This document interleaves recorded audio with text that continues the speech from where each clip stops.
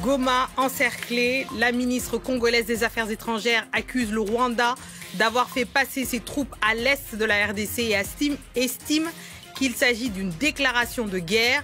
Le secrétaire général de l'ONU, Antonio Guterres, appelle les forces rwandaises à cesser leur soutien au M23 et à quitter la RDC. Le point à Kinshasa et nous irons ici à Washington pour comprendre la position internationale et nous entendrons la porte-parole de la MONUSCO en première ligne dans la zone. Le retour du général Al-Bourhan à Khartoum pour la première fois depuis son abandon en août 2023. Il a annoncé que ses forces armées soudanaises ont pu regagner du terrain aux paramilitaires des forces de soutien rapide. Depuis près de 2 ans, la guerre fait rage, causant la mort d'une dizaine de milliers de personnes et plus de 12 millions de déplacés. Nous irons à Dakar où nombreux sont ceux qui alertent contre la destruction de bâtiments historiques, dont 2 architectes sénégalais qui publient un livre où ils documentent l'histoire de la capitale depuis le peuplement précolonial jusqu'à aujourd'hui. Reportage à suivre. On ouvre ce journal par la situation dramatique dans l'est de la RDC. La ville de Goma est encerclée par les rebelles du M23, soutenus par les forces rwandaises. Entre 3 000 et 4 000 soldats rwandais auraient renforcé les forces rebelles. La ministre congolaise des Affaires étrangères parle d'une déclaration de guerre et Antonio Guterres, secrétaire général de l'ONU, appelle les forces rwandaises à cesser leur soutien au M23 et à quitter la RDC. Le point depuis Kinshasa de notre correspondante Aurélie Bazaraki-Bangoula. A pénétré sur notre territoire en plein jour. C'est ce qu'a déclaré la ministre congolaise des Affaires étrangères devant le Conseil de sécurité de l'ONU. Elle a ajouté que c'est tout comme une déclaration de guerre du Rwanda. Alors les forces rwandaises et le M23 ont pénétré selon la MONUSCO aux abords de Goma. Toute la journée, des tirs d'armes légères et lourdes ont été entendus jusqu'au centre-ville de la capitale du Nord Kivu. Alors dans la ville, l'eau et l'électricité sont toujours coupées. Les lignes haute tension ayant été touchées dans les combats. La plupart des commerces sont restés fermés et des habitants que nous avons contactés nous ont dit rester enfermés chez eux par sécurité mais aussi dans la peur. Alors dans la journée, le gouverneur militaire du Nord Kivu, Romi Ekuka, a appelé à une large mobilisation des forces armées du pays pour la défense de la ville. Sur le plan humanitaire, la situation s'est détériorée. Les autorités congolaises affirment qu'une bombe larguée par un drone rwandais a touché un site de déplacés, tuant de nombreux civils. Beaucoup de déplacés proches des lignes de front ont d'ailleurs fui pour se protéger. Une fuite sur des motos et pour beaucoup à pied dans la précipitation. Plusieurs sites abritant plus de 300 000 déplacés ont été complètement vidés en l'espace de quelques heures selon les Nations Unies. Le secrétaire général de l'ONU a d'ores et déjà appelé le M23 à se retirer des zones occupées. Antonio Guterres a aussi exhorté les forces rwandaises de défense à cesser de soutenir le M23 et à se retirer du territoire de la RDC. On va à Washington retrouver notre correspondante Sonia Dridi qui a suivi pour nous le Conseil de sécurité de l'ONU à New York. Sonia, que pouvez-vous nous dire de cette réunion très attendue sur la situation dans l'est de la RDC et des combats qui font rage autour de Goma ? Alors déjà, cette réunion d'urgence du Conseil de sécurité de l'ONU sur la situation à l'est de la RDC a eu lieu ce dimanche alors qu'elle devait avoir lieu demain lundi. Donc elle a été avancée. Lors de cette réunion, le secrétaire général de l'organisation a appelé les forces rwandaises à se retirer du territoire de la RDC et à cesser leur soutien au M23. Dans un communiqué, Antonio Guterres a notamment dit qu'il était profondément préoccupé par l'escalade de la violence et c'est sa condamnation la plus claire à ce jour sur les actions du pouvoir rwandais. Alors lors de la réunion, les autorités congolaises ont dénoncé la déclaration de guerre, je cite, du Rwanda. La ministre des Affaires étrangères de la RDC a notamment déclaré « Alors que je me tiens devant vous, une attaque d'une gravité inouïe se déroule sous les yeux du monde » et Kinshasa a appelé à des sanctions contre le Rwanda.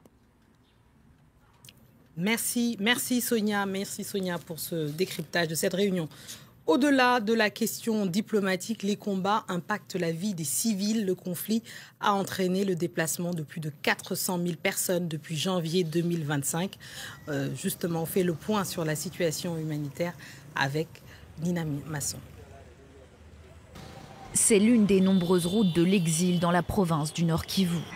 À Monigui, près de Goma, dans l'est de la République démocratique du Congo, ils sont des milliers à fuir les combats. Certains ne savent même plus où aller. Regardez autour de vous, c'est la débandade. On souffre beaucoup. Les gens fuient de partout. D'ailleurs, nous autres, on ne sait plus où aller, car on fuit depuis tellement longtemps. J'ai fui depuis plusieurs localités, depuis Kiwanja, Rutshuru, Kibumba. Je n'ai jamais arrêté de fuir. Et encore aujourd'hui, la guerre nous rattrape. Maintenant, on n'a nulle part où aller. Ces dernières semaines, les combats se sont accélérés dans l'est de la RDC, riche en ressources naturelles. Ils opposent l'armée congolaise et ses alliés aux rebelles du M23, appuyés par les troupes militaires rwandaises. Face à l'escalade du conflit, Washington, Londres et Paris ont exhorté leurs ressortissants à se rendre dans des endroits plus sûrs. L'ONU a, elle, convoqué d'urgence le Conseil de sécurité. Sa mission en RDC, qui compte quelques 15 000 soldats, a commencé à évacuer son personnel non essentiel. Il y a une volonté, monsieur le ministre, d'essaimer la panique, la terreur, les terrorismes. C'est bien la méthode qu'utilise l'armée rwandaise pour les populations du Nord Kivu. Je rappelle que c'est des populations qui ont déjà fait face à ce type de situation, qui sont très résilientes. Et d'ailleurs, nous leur transmettons toute la solidarité de la nation. Le conflit qui dure depuis plus de 3 ans aggrave encore plus une crise humanitaire chronique dans la région. Selon l'ONU, 400 000 personnes ont été déplacées par les combats depuis début janvier. Le général Al-Bourhan a pu fouler le sol du quartier général à Khartoum pour la première fois depuis son abandon en août 2023.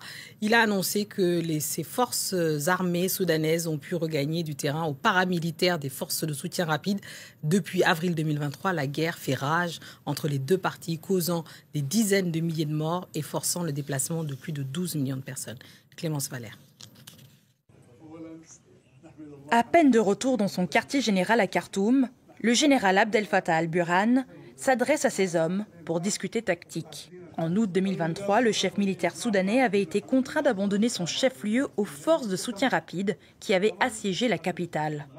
La reconquête de vendredi du Signal-Corps, une base clé de l'armée, signe leur plus grande victoire militaire depuis la reprise d'Omdurman, ville jumelle de Khartoum sur la rive ouest du Nil, il y a près d'1 an. Cette bataille touche à sa fin et ces rebelles cesseront d'exister. Nous promettons au peuple soudanais que nous continuerons à nous battre jusqu'à ce que nous parvenions. Ce n'est pas la seule avancée annoncée par l'armée soudanaise.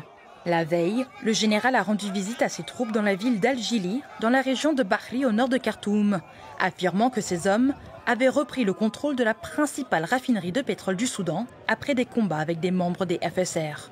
Ce retour intervient 2 jours après une attaque de drone contre le principal hôpital d'El Fasher, la capitale du Darfour Nord dans l'ouest, qui a fait 70 morts. Les forces armées sont prêtes à aller jusqu'au bout, jusqu'aux frontières du Soudan. Nous sommes prêts à donner une leçon à tout mercenaire, à tout traître et à tout agent venu de l'étranger.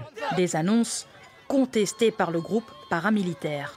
En presque 2 ans, la guerre au Soudan a fait des dizaines de milliers de morts, provoqué le déplacement de plus de 12 millions de personnes et a créé la plus grande crise humanitaire jamais enregistrée, selon les ONG internationales. On passe au Gabon où la présidentielle du 12 avril ouvre le débat sur la sincérité des élections. Le gouvernement se défend d'organiser un scrutin transparent et inclusif. Des assurances, bien loin de convaincre une partie de la classe politique, elle redoute notamment une menace contre l'équilibre institutionnel avec des magistrats et des militaires désormais autorisés à se présenter aux élections. Une des nouvelles dispositions justement du code électoral au cœur d'une vive polémique à Libreville. Les explications de notre correspondant Ismaël Obiangze. L'adoption de ce code électoral est le fruit d'un travail minutieux, d'une réflexion approfondie et d'un débat soutenu d'abord au sein de la Commission nationale de rédaction, puis au sein des 2 chambres du Parlement, a précisé le ministre de l'Intérieur. Devant la presse, Herman Imongo lève les zones d'ombre sur l'organisation du scrutin présidentiel. Selon lui, convoquer le collège électoral le 12 avril plutôt qu'en août, comme initialement prévu par l'agenda de la transition, répond à l'urgence d'un retour à l'ordre constitutionnel, doublé d'une ambition l'ambition des autorités de relancer l'économie du pays. Et au sujet du droit désormais reconnu aux magistrats et aux militaires de briguer des mandats politiques, le membre du gouvernement s'appuie sur la nouvelle loi électorale. Le code électoral considère que ces personnes sont d'abord des Gabonais. C'est des Gabonais qui jouissent de tous les droits. C'est des Gabonais qui, à un moment donné de l'histoire de la corporation, ont d'abord joui de ces droits et puis après s'en sont trouvés privés. Malgré tout, l'opposition est vent debout contre l'entrée officielle des militaires en politique et particulièrement une éventuelle candidature du général Brice Clotaire Oligui Nguema à la magistrature suprême. C'est un code qui ne correspond pas, d'une part, à la volonté des populations gabonaises, d'autre part, à la réalité de sa propre charte de la transition.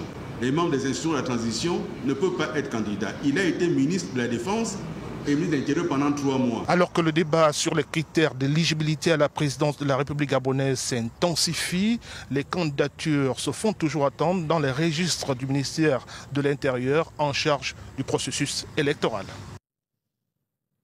Combien de bâtiments classés au patrimoine national ont été détruits ces dernières années dans la capitale sénégalaise?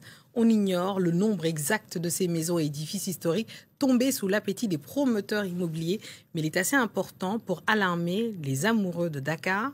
Xavier Ricou et Carole Diop, 2 architectes sénégalais, ont consacré un ouvrage à leur ville, Dakar, métamorphose d'une capitale, qui documente son histoire depuis le peuplement précolonial jusqu'à aujourd'hui. Sarah Sako, Aminatou Diallo et Simon Martin.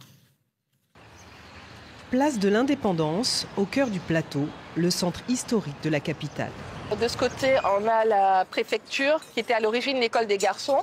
Depuis 6 ans, Carole Diop organise ses balades architecturales. 15 bâtiments sont au menu de cette visite de 3 heures.